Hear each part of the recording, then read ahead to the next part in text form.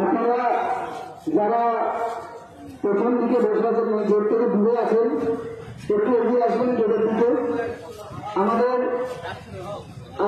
আজকে একটা বিধি পরিস্থিতি তৈরি হয়েছে এবং সাংগঠনিকভাবে একটা সিদ্ধান্ত নেওয়া হয়েছিল, কোন বাইরের অর্গানাইজেশন যারাই হোক না কেন, তারা যদি কোনো সিদ্ধান্ত নেয়, তারা খাবার দেওয়া, জল দেওয়া, এইরকম ধরনের যদি কোনো রকম কোনো সিদ্ধান্ত নেয়, তাহলে আগে আমাদের যোগ্য শিক্ষক শিক্ষিকা অধিকার মঞ্চ তাদেরকে জানাতে হবে।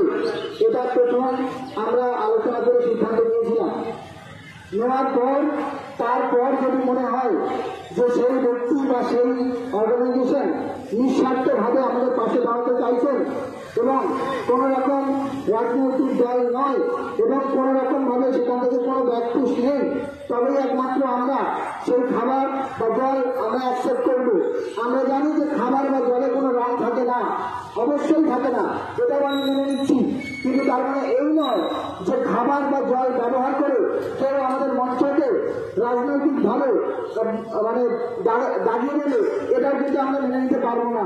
সেই জন্য আমাদের মোটো যেটা, যদি আমাদের সত্যি এতদিন পর্যন্ত এখন আমরা স্যালারি পাচ্ছি, এমন নয় যে আমরা স্যালারি পাচ্ছি না, দীর্ঘদিন ধরে আমরা এখানে পড়ে আছি, আজকে 10-11 দিন ধরে আমাদের খাওয়া, আমাদের শোয়া, আমাদের টয়লেট, সমস্ত কিছু আমরা আমাদের পয়সায় করেছি, আন্দোলনটাও আমরা আমাদের পয়সা দিয়ে করছি।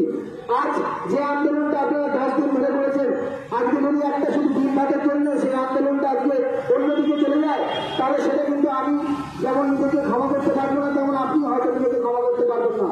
ভালো করে ভাববেন, ভালো করে বুঝবেন। আর আজকে যে পরিস্থিতি তৈরি হয়েছে, আমরা বুঝতেই পারছি যে এই আন্দোলনের ব্যাপকতা আরো কিন্তু ভয়ঙ্কর হতে চলেছে। আমরা এই আন্দোলন আরো ব্যাপকভাবে আমরা এগিয়ে নিয়ে যাবো, কারণ পা ভেঙেছে, কারণ মাথা ভেঙেছে, কারণ শরীরে আঘাত লেগেছে। এই আন্দোলন তখনই আরো এগিয়ে যাবে যদি আপনারা এইরকম জিনিস প্রত্যাখ্যান করেন। আমার আন্দোলন একদম স্মুথলি কোনোদিন চলে না, চলেছে কোনো আন্দোলন স্মুথলি চলে না কোনোদিন। আন্দোলন চলবে, যদি বাধা আসে তবে আন্দোলন চলবে। আপনার খাওয়া হচ্ছে না, আপনি বাথরুমে যেতে পারছেন না, আপনি শুতে পারছেন না, আপনার ঘুম হচ্ছে না বসার জন্য, তবে আন্দোলন চলবে। আন্দোলন এইভাবে চলে না। মার যদি আমি খেয়েছি, মুক্তিতে বলেছি, আয় মার নিয়ে যাও আমাকে, আমি হাত তুলে বলেছি, আপনাকে আছে বলতে হবে, খাবার বর্জন করতে হবে। এত 3 মাস আপনার আন্দোলনকে অন্যদিকে নিয়ে যেতে পারে না, এটা আপনাকে অবশ্যই বুঝতে হবে। এবং এই আন্দোলন তখনই সার্থক হবে যখন আপনি আপনার পেটে খিদে নিয়ে রাস্তায় পড়ে থাকবেন, পেটে খিদে নিয়ে পিপাসা নিয়ে আপনি রাস্তায় পড়ে থাকবেন, তবে আপনার আন্দোলন সফল হবে। এরকম কোন রাজনৈতিক ভাবে বা কোন অর্গানাইজেশন থেকে আসা খাবার আমরা একটা সমাজে হাত করে নেব না। হাত পেতে আমরা নিতে এসেছি চাকরি, আমরা খাবার নিতে আসিনি। আমরা কিন্তু আমরা ভিখারি নই, আমরা চাকরিজীবী ছিলাম, যোগ্য চাকরিজীবী ছিলাম।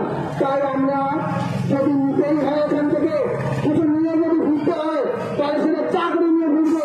আমরা এরকম খাবার জল নিয়ে ঘুরবো না।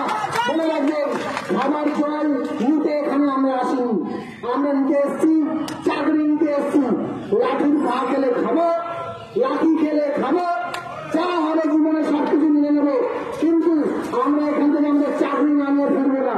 আমরা হলো খাবারের কথা, কেউ আমাদেরকে দুমুঠো খাবার দিয়ে আমাদের এই আদর্শ